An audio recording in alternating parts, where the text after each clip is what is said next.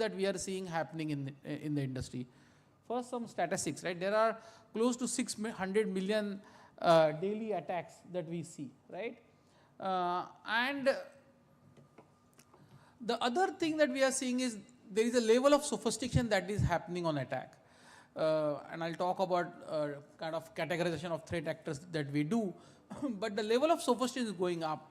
While the good guys, the defenders like us, are still debating, should we use AI, what are the pitfalls of AI, right? Would AI take over the world? All of that we are talking. But the threat actors have moved big time into using AI. So a lot of attacks that you see today, what used to be a manual driven attacks are becoming automated, becoming AI driven. The TTPs, a lot of ways that they are entering, they are compromising our systems still remain the same. It's still the brute force, it's still the password spraying and all that. But they are no longer being done by scripts, or they are no longer being done by humans, they are being done by AI. So at one end they are using AI, and at other end we are still debating, should we not use AI in defense. There are other parameters which are complicated things like nation state actors, and I'll talk about how that is impacting our landscape. So at a broad level, I'll talk about these 5-6 things: nation state actors, ransomware, frauds, identity and social engineering, DDoS, not so much on DDoS, and some of the emerging techniques that we are seeing happening. So first, there are these threat actors that we typically categorize, right? So there are nation state actors who are really our attackers, right? The maximum damage is done by them. They have infinite resources. They have big motivation. They are not doing it for the fun. They are doing it because there are defined objectives, right? Like defenders, a lot of you are from law enforcement or government defense, cyber defense agencies. The way you have a job, these guys have a job, right? And they are motivated. And they have infinite resources, right? So they are the ones who are the most damaging people. They have been traditionally. But what we are seeing clearly changed over a few years, probably you can say before and after COVID, is the apparatuses that these nation state actors have created. Primarily they were using it themselves, right? And their targets were, of course, other governments, national critical infrastructure, banks, so on and so forth. That has shifted. So they are creating those networks, botnets and apparatuses, which they are actually making available for everybody else to use. So the other guys that you see, right, the script kiddies were hobby hackers. They wanted to make a point. They wanted to get a name in the world, right, that I am a cyber expert. Now those guys were amateurs. So they used to write code. They used to create scripts. Now they have suddenly access to the nation state actors' vast infrastructure, sophisticated infrastructure or network that they created at fractional cost. So this is like a botnet as a service or threat attack as a service, right? So suddenly the other 5 guys that you see, their sophistication has gone up. That's the biggest challenge that we are seeing every nation which is trying to defend itself is struggling with. It's no longer that there are one nation state actor which is attacking us and there are 5 amateurs that we can defend.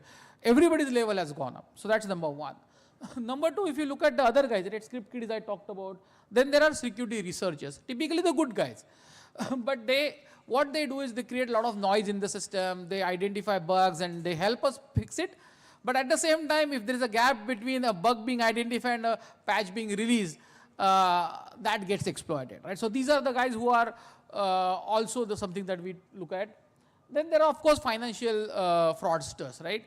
This is a big menace, right? And if you look at the change in the conversation that I'm going through over the last few months, especially in Asia, while cybersecurity remains a concern and remains a strong point of view, a lot of assets or a lot of realization is on the frauds.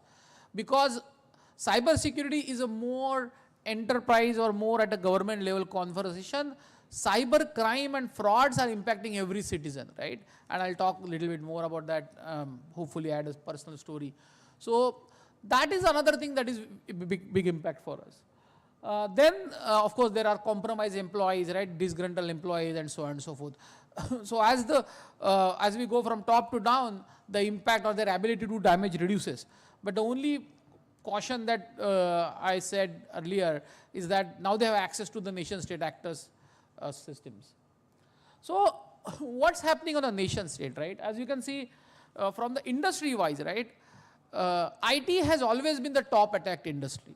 Right? Typically, intuitively, we feel it will be power, it will be critical infrastructure, or it will be government. Not so much.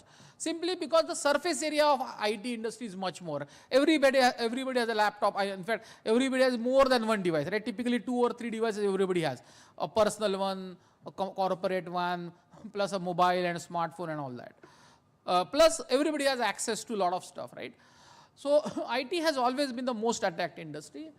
The second, which is very interesting, is the education and research, right? Any guesses why is that? Why education and, this has come up last year. Education and research has suddenly become the second most attacked industry. Any reason? Any guesses? Sorry? Resources. Resources. Education and research, yeah.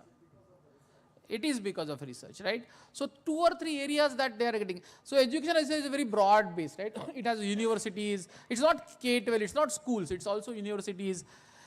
It's also institutions, right? Which are doing foundational research. So intellectual property exploitation is number 1, right? Number 2 is also there is a lot of research. Every state, every nation is now investing in some of the advanced research, whether it is AI, whether it is quantum, whether it is on crypto. So the nation state actors want to know what's happening in a country, right? They may or may not take an action, but they want that data knowledge to be there. Some of it is IP, some of it, I just want to know what that nation is trying to do. So suddenly they have come up, and then of course government and BFSI and others figure in the list, right?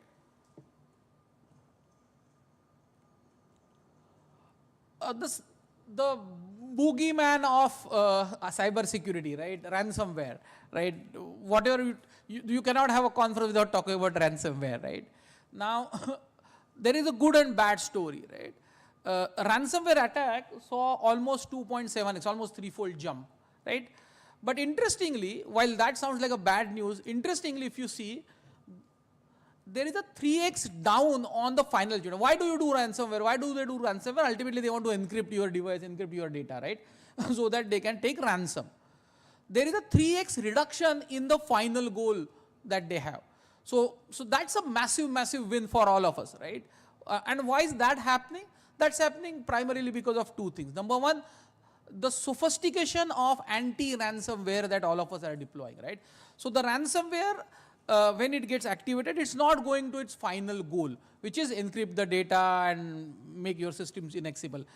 That is happening much, much less. So that's a testimony. That's a testimony of implementing right anti-malware, anti-ransomware in the system. So this is statistics proving it works, number 1. Number 2, we have also implemented a lot of data resilience practices, right? So doing backups and doing data protection and encryption and so on and so forth, right? That also has helped. Cloud in a way also has helped because some of the cloud storages naturally create multiple copies and they do snapshot and so on and so forth. But that has significantly helped. The other interesting point is 92% of successful ransom attacks leverage unmanaged devices. Still, right, after so many years of talking, devices need to be managed, devices need to be patched. On our corporate, government or enterprise networks, 92% of ransomwares were actually through unmanaged devices.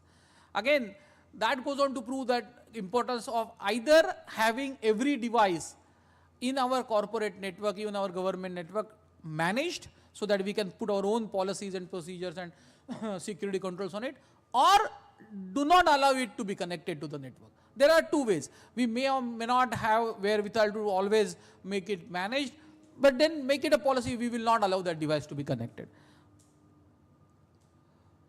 The third thing that is happening is frauds, right? And frauds are all over the place.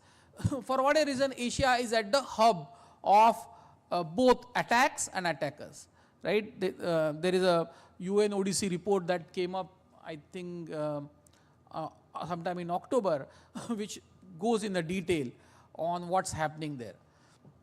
Now, frauds are of multiple types, right? Some of the things that the 3-4 big trends that are happening, right, is of course frauds are happening through your payment frauds, right? Everybody is digitized today. We have multiple ways of payment. We use QR codes. We use payment gateways, so on and so forth. So that's one. The business email compromise through phishing and other means, is the second big threat. The third big thing that we are struggling with a lot of nations in Asia are something called as digital arrest or impersonation-led digital arrest.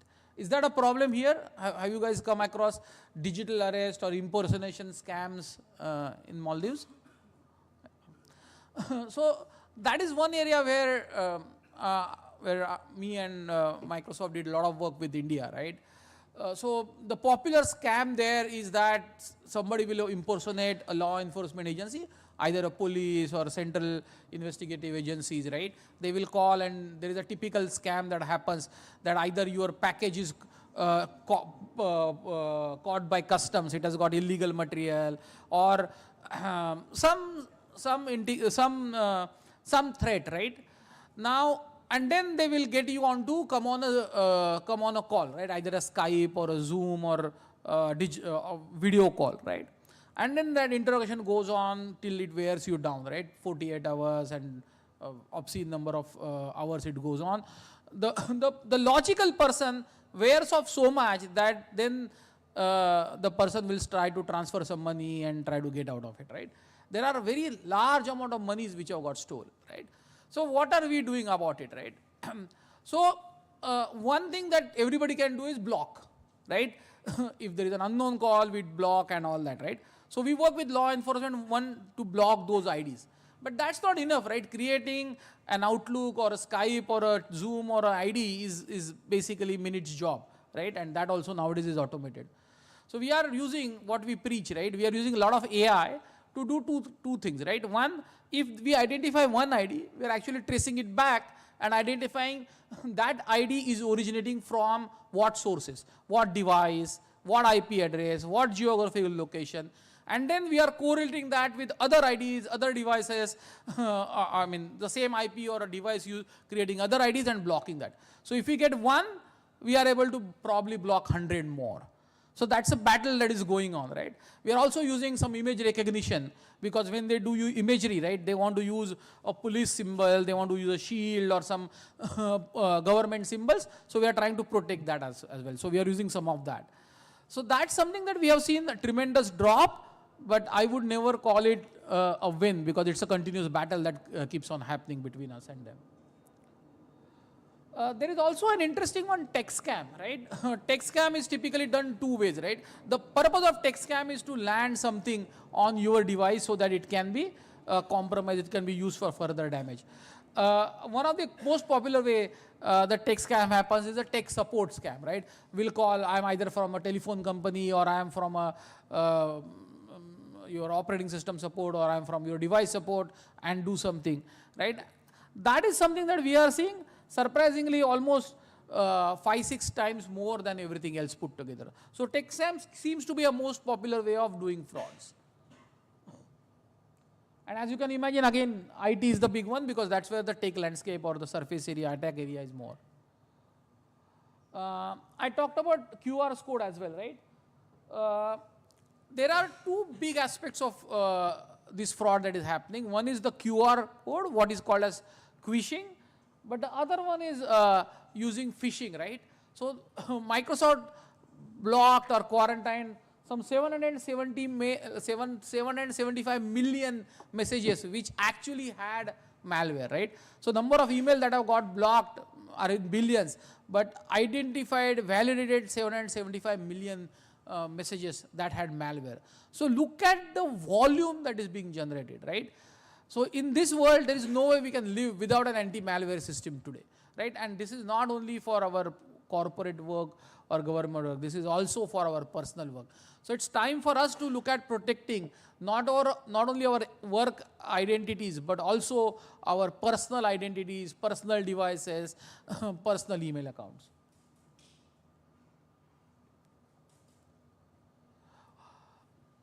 This is the interesting fact, right? As many of us beyond maybe 35 years of age grew up in protecting boundaries, right? Most of our security learning was you create a wall around your property, right? Whether it is government network, whether it is corporate network. So you put a firewall, you put a VPN, so you prevent entry into your thing, right? The wider the wall is, the more you are protected, right? I think the big shift that we are seeing over last few years is, it's not the size. It's basically how small you can be on security matters. So we are no longer protecting corporate networks or government networks. We need to protect identity, or we need to protect the byte of data that gets stored somewhere. So it's the identity, it's the application, it's the data that needs to be protected, rather than saying I'll protect the entire network. So there is a more and more realization, and I'll talk about zero trust as I go forward, is that there is more and more realization there is no way you will be able to protect everything, right? It's given that you will get compromised. Whether it is a corporate network, whether it is a government network, whether it is your personal data or email or app, it is going to get compromised. If you try to build a wall around it, threat actors are going to come in. So the only way you can protect is make it small. Don't try to protect everything. Try to protect identity, try to protect data, try to protect applications, right? And a big focus is on identity, right? Because that has been always a popular thing for people to come in, threat actors to come in. But the good point here is, all the identity attacks, 99% were preventable using MFA. 99% are password attacks, right? So password phishing, spraying, brute force, all of those, right? So 99% of identity attacks can be prevented just by using multi-factor authentication. Look at less than 1%, the status is 99.2%. So less than 1% attacks are MFA attacks. And even in MFA attacks, right, you look at there is actor in the middle, or some of those that are like swim swapping. So they are not easily doable. They are not as easy as a password spraying or a brute force.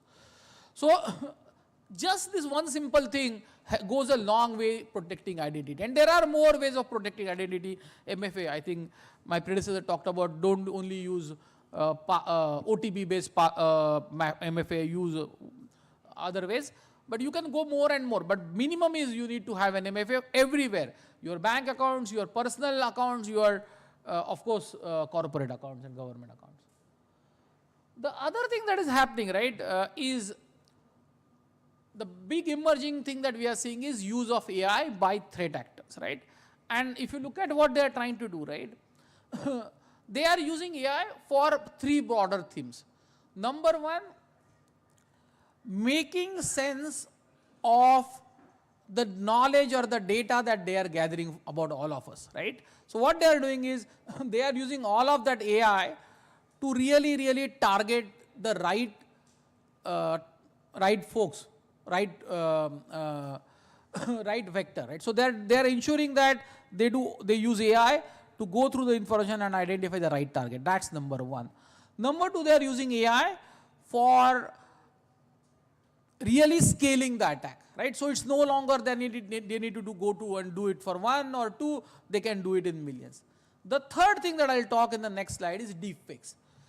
So the content that they're generating is a higher order of sophistication. We don't even get to see, typically what you see as deepfake, what comes in public domain, right, is an amateur created content.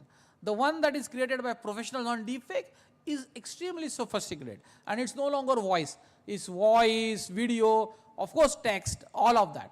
So that's the other thing which is happening as a big problem. This was specifically financial services. I talked about I talked about ransomware, but there are two other areas, right? Social engineering still continues to be at the top of the tier vector, right? Why? Because social engineering, there are ways that we still create our password. Again, I said MFA probably saves a lot, but look at the way we still create passwords, right? Humans think in patterns, so we will create a simple password that we can remember, or we will replicate the passwords, right? So one password will put at 3 different applications, right? And one of them is not very secure, you compromise that, and then they can just horizontally scale. That is a big problem, right? So social engineering remains one of the big threats for us. The other thing is third-party IT risk, right? This is becoming more and more of a concern. That, okay, I'm buying your software, what's the guarantee that either a vendor or a supplier who is working on that is secure, or if you are using third-party components, they are secure, right? SolarWind was an example, right? some of the large corporations, including Microsoft, use SolarWinds, right? And if that gets compromised, what's the risk? So this is becoming a very, very big challenge and a talk. One of the big mistakes that all of us have been doing over last few years, and now we are waking up, is we always chose best of the breed, right? What that mean? When I'm buying a firewall, I will go and evaluate the best of the firewall and deploy. When I'm buying a SIEM, I'll go and look at best of the SIEM and deploy that. We don't look at best of the platform, we look at best of the breed product. What's the issue because of that? They don't work with each other. Your EDR or XDR may not seamlessly work with SIEM, it may not work with your AI, it may not work with your other log analyzers, so on and so forth, right? And attackers don't take a serial path, right? They are like water, right? They will tap into every layer, find a weakness and they get in. So what we need to have a shift in our mentality, it's not best of the breed point in time, it's how I look at security as a holistic platform. Is my platform secure? Is my security airtight end-to-end and not point specific? And this is a big shift in mentality that we are seeing today.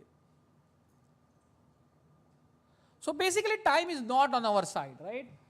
If you look at median time, right? And a threat actor needs less than 1 hour to get into your network. And it takes less than 30 minutes for them to make a lateral move. 4 days from the vulnerability published before the exploit is broadly available. The point I was making about researchers, right? The day a vulnerability is published, less than 4 days, there is an exploit which is available, right? For somebody to go in darknet and just use it, right? And again, the biggest thing, right? All of us who are in IT grew up doing patching, right? And doing managed devices. 92% unmanaged devices, 78% unpatched devices is what are still getting used for compromise. So hygiene is something that is still missing to a certain extent. So with that background, I'll shift the gear and talk about what we can do to protect. So first, a little bit of a reflection on what Microsoft is doing, right? Last year, what we announced internally is that I mean, of course, it is in public domain, but what we started doing is called Secure Future Initiative, right? That's the largest security initiative in the history of IT. There are 34,000 security engineers we committed. There is an entire deputy CISO org we created, right, for every function, right? And essentially what we are doing is very basic things, right? There are secure by design, secure by default, and secure by operations, right? Now, I'll just give an example of what we mean by that, right? Secure by design, so any product that we are developing, right, security has to be embedded as a part of it, right? Secure by default, every service that we use, we are turning security by default. I'll give you one simple example. Many of you would have used Microsoft Office, right? Everybody has used? Raise of hand. Yeah. So when you create a document, if you are using protection, right, classification and data protection, right, whenever you start creating a document, generally as per your corporate standard, you would have some way of classifying it, right? For example, in Microsoft before June, if I create a document, by default it will be general. The classification will be the document general. As soon as I start writing dollar, or I use the word confidential, or I put some credit card number, automatically that document will become confidential, right? So that I can't send it outside Microsoft and all that. But by default, that document used to be general, right? So that I can email it to you or I can send it. Now, by default, every document that I create is confidential. I have to go and change it. For example, I think you were asking for the presentation, right? Now, I cannot send that presentation to you because by default it is confidential.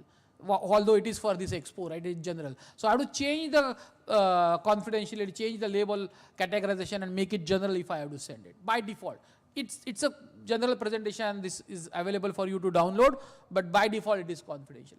Now that's a shift in mentality. That by default, all the security controls are already locked, secure by default. And then there is a whole thing that we are doing on security in operations, right? For example, you see 730,000 apps, 730,000 non-SFI compliant apps were eliminated, right? The other thing is 5.75 million inactive tenants. What is a tenant? Basically, what used to happen is if I'm coming here, I want to do a demo, right? I can create a subscription and then do the demo. What would happen then? If I'm a good guy, I will either delete that subscription at the end of the day, or I will repurpose that for a demo tomorrow. Many cases, we end up creating an environment only for Cyber Expo demo. Tomorrow, I will create some other environment for other demo. So these environments, while they are non-production, they are just demo, they become another area, surface area for somebody to come and attack. And there are some 5.75 million such tenants we blocked. So that's something that we are doing ourselves.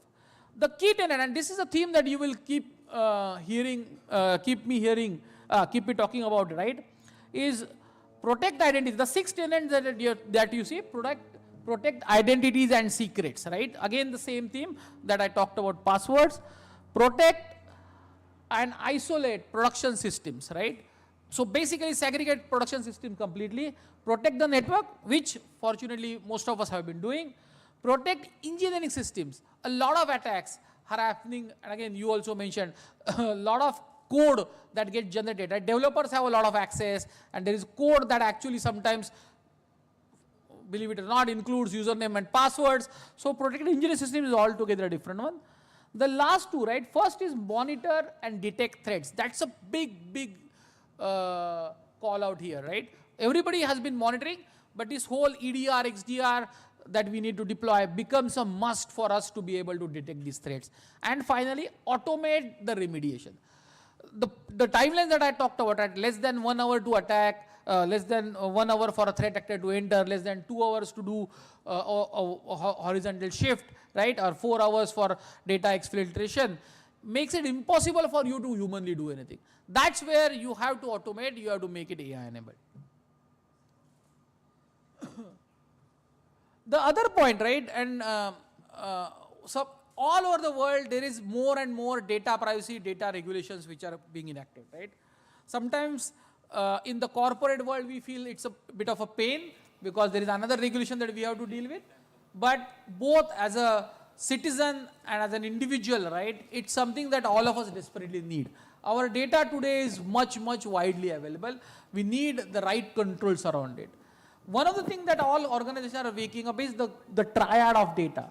So information classification is the mandatory, is the first thing. All information needs to be classified and labeled. But once you do that, information protection, data loss prevention, and insider risk management. Basically, all of these 3 things coming together gives the adaptive control of data. That is the mandatory thing now, because what you want to do is you want to have, as I said, you want to come close to your identity and protect it. You want to come close to your data and protect it. And third, you want to come close to your apps and protect them. You cannot protect everything, but these are the 3 assets that you need to protect. That's where this triad becomes very important. The other way this AI is being used, right? If you look at it, what's our traditional approach? It's a rule-based approach that we used to do in protection, right? So there is an alert. There will be a classification engine that this alert based on IOCs falls into certain category, and then we will do, we will have scripts or we'll have SOPs through which it will go and fix it, right? The problem is, because our threat actors are using AI and they are becoming more sophisticated, this 1, 2, 3 approach doesn't work, right? There are 2 major things that need to happen. Number 1, when your system needs to look at all the data that it is getting. It's getting from XDR, it's getting from SIM, it's getting from logs, it's getting from network devices, it's getting from web. It needs to correlate all of that, number 1. It needs to synthesize that with the threat intelligence that it is getting, right? The IOCs and TI that it is getting. Third, it needs to learn pattern. See, if you know that there is an incident, right, then you are already late. So AI has to play a role where it needs to look at the data, identify the pattern, and tell you that there is a compromise, and not wait for an incident. When we know there is an incident and then we classify that as a security incident, you are too late. So where AI is playing a role is that area. look at the alerts, predictive remediation, right? The second area where AI is playing a massive role, let me go back, is the automation. For example, I took an example of MDE, right? Microsoft Defender for Endpoint. When it detects that there is a possible compromise, it will not even try to validate. If it understands, looks at the pattern, there is an anti-pattern that it looks at, right? It is not fitting in the pattern.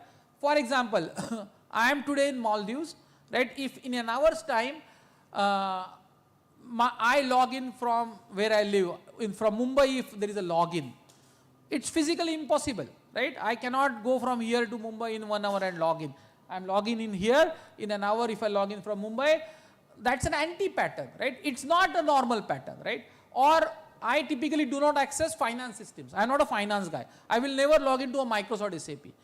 Whether I have access or not is different. If I try to access SAP system, it's an anti-pattern, it should typically block it. So where AI is playing a role is where there is no rule that exists, look at what is out of pattern and then prevent it, right? And take an action. It's not kicking me out of the system. It should first block access so that I can't go and do the damage, right? Then if I am a legitimate user, for whatever reason, I have changed the role and now I need access to SAP, right? Then I will have a way of escalating it and getting my access back. But the first thing that it should do is, Mandar is not supposed to have access to SAP. He's trying to gain access, just block it. Now that is where AI is playing a big role, right? The two areas that I talked about. The correlation, the reasoning over massive data, and that's the specialty of LLMs. So that's number one. And number two, the automatic remediation, which will either contain the damage or prevent the damage. And this is the case. This is any one of you have used Microsoft Copilot for security? Okay. So the two Copilots which we are getting a lot of positive feedback, right? While all Copilots are doing extremely well, they are being appreciated, but the GitHub and the security ones are really out of the roof, right? And this is the data that is coming from Security Copilot. If you look at security novices, and that's one of the problems that we are struggling. We don't have enough cybersecurity experts today. In your teams, everywhere that you look at, you don't have enough people with the expertise, right? Even if you train, they will take years to come to the maturity. And that's where Copilot is helping a lot. 26% time saving and accuracy is 35%, right? The other interesting thing is, do they want to use, everybody's saying they want to continue using it, so there is value that it is adding. So I talked about both the themes a little bit. Use of AI, which is exponential help in building our cybersecurity resilience. The second is the point I made from the shift from the best of the breed to best of the platforms. So there is a platformization of security that is happening. When people are deploying it, they are not looking at isolated, they are looking at a consolidated platform. Even companies are doing it. So the vendors, right, they are either building vertical or horizontal integration, upstream or downstream integration of their security portfolio, or they are acquiring it. So this is a reality that all of us need to factor in our security strategy. The other thing that a lot has been talked in the past, but we are seeing a realization, is zero trust, right? How many of you have worked on zero trust? Familiar with zero trust? Okay. So zero trust, right, is a principle-based approach, right? So all of us grew up, as I said earlier, right, in protect our network, protect our environment. Zero trust is a complete divergent approach. It says that you cannot, so assume breach. So assume that your environment is breached, and how can you contain, how can you limit the damage is the approach, right? That's the first principle. The second is, assume breach is the first one, right? Second is zero trust, verify explicitly. I do not trust anyone. So there is no administrator, there is no super user, there is no super manager who has access to everything all the time. Just in time and just enough access, right? What you see here, just in time and just enough access. So basically, if I need access to certain system, I don't have a standing access. I make the request. I get access to only that system and only for the time I need, right? I gave an example of SAP. I will not have standing access to SAP, but if I need to do something, let's say I'm an administrator and I'm going some administrative task on the SAP system, then I will get an elevated privilege, but only to SAP, some particular system in SAP, and only for those 2 hours or 4 hours or whatever X number of hours, right? What's the advantage? So tomorrow my account gets compromised. First, I am not administrator of any system. Second, even if I am an administrator, when the compromise happens, I am only administrator of one system and only for a certain amount of time. So it basically takes away all the privileges, and that means that my account gets compromised, there is no impact, right? We implemented this in our cloud as well, right? Some of you would have heard about Logbox, right? Essentially it is that. When you contact Microsoft that I need your help to fix a problem in my tenant, right? Earlier we will log in and we will fix it. Now you open that Logbox so that we get only that time access, we fix it and then we are out of that, right? So that's the zero trust approach, not even trusting Microsoft own. And then again the recurring theme, right? Secure identities, infrastructure and development, that is engineering systems. IoT and OT, my predecessor talked a lot about IoT and OT, which is becoming very important. The two things that data security and governance I talked, the one thing that I have not talked and I will talk about is modern security operations. But before I go there, right, my last section is, it's not all doomsday scenario, right? If we just do the hygiene right, we can protect 99% of attacks. And these are not implement very costly systems or make different changes. The 6 principles that you see here, right? The 5 principles that you see, enable multi-factor authentication. This is a recurring thing, right? Identity has been my core point throughout the presentation. So first, implement MFA, right? Second, apply zero trust principles, right? I talked about zero trust, right? Essentially, assume breach, just in time, just enough privilege, no standing access, zero trust, right? Second, third, keep up to date, right? You cannot highlight this anymore, right? Ensuring that all systems are patched, they are up to date, and they are managed is absolutely critical. You get an unmanaged system, you get an unpatched system, your network, then you can definitely assume you are breached. You don't have to do assume breach approach, you would get breached. And then protect the data, right? That's essentially the most important component of your it. And the last one is XDR, right? See, gone are the days where EDRs, the endpoint detection and response systems, were enough. Today, your surface area is a lot, right? You are using devices, you are using cloud, you are using on-premise applications, you are using cloud applications. In cloud also, you are using IaaS, PaaS, SaaS. You are using heterogeneous systems, right? The only way you will be able to make sense out of it is when you move to an XDR, right? That's one big change that we are seeing, that people are moving from EDR to an XDR systems.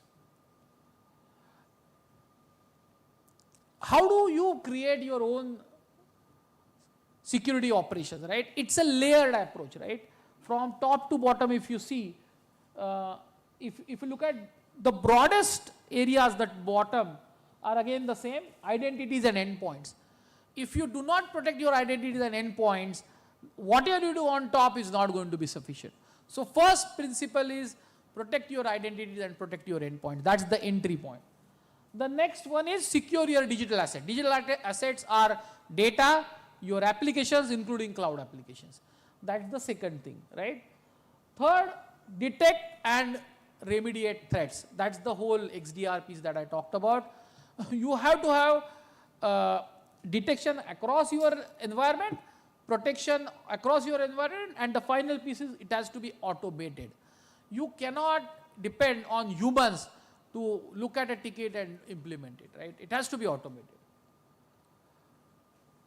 In the interest of time, I'll just move forward. So what is Microsoft doing, right? So we realize that it's not very easy given the landscape that exists, right? There is Microsoft, there are other vendors, there are open source, there are a lot of security tools that you would have developed yourself. how do we stitch it together, right? And that's where we came up with something called as an atlas, right? It is specifically targeted at government, either regional or national governments, or sectorial security operations, right? A banking sector or energy sector, right? We work with them to build an entire cyber security architecture, right? Develop a regional or national threat intelligence connector. So there is a connector which ensures that across your tenant, right? If you are a national SOC, then every agency. If you are a sectoral SOC, then every, for example, if you are a banking SOC, every bank. If you are an energy SOC, then every energy company is feeding that threat intelligence. Plus, Microsoft will share the threat intelligence, and there are third-party threat intelligence. So there is a connector that is built, design and build a hyperscale cyber SOC, right? So basically a cyber defense center, cyber platform which will allow you to synthesize the data as well as then take automated action using AI. Build an XDR capability and share the threat intelligence, right? Those are the 4 tenets, right? We are working with multiple governments in building this SOC. There are at least 6 which are live globally at a very large scale. I'm talking about million plus endpoints, right? And there are smaller ones that are there, right? So essentially what we do is, we understand that there are heterogeneous systems in government, whether it is on-premise, IoT, there are clouds and there are tactical systems. So first, there are EDR systems. On top of that, you build a layered approach, build a hyperscale cyber platform which has got security posture management, SIEM, SOAR capabilities, user and entity behavior analytics, and cyber threat intelligence. So all of this is stitched together as a single package, and then you bring in threat intelligence from all your participants, all your tenants, and also from different government agencies and Microsoft. And finally, make it AI enabled. Right? This is a program that we are working with a lot of governments, right? In terms of what we call as Atlas. This is not a product or a solution, but we are working with government because we realize selling one product or a point specific, whether it is Microsoft or anyone else, is not helping, right? It doesn't make sense in doing a point specific solution, given that you have a much larger landscape to protect, and there is a lot of collaboration that can happen in this domain. So that's all I wanted to cover. Thank you for your time.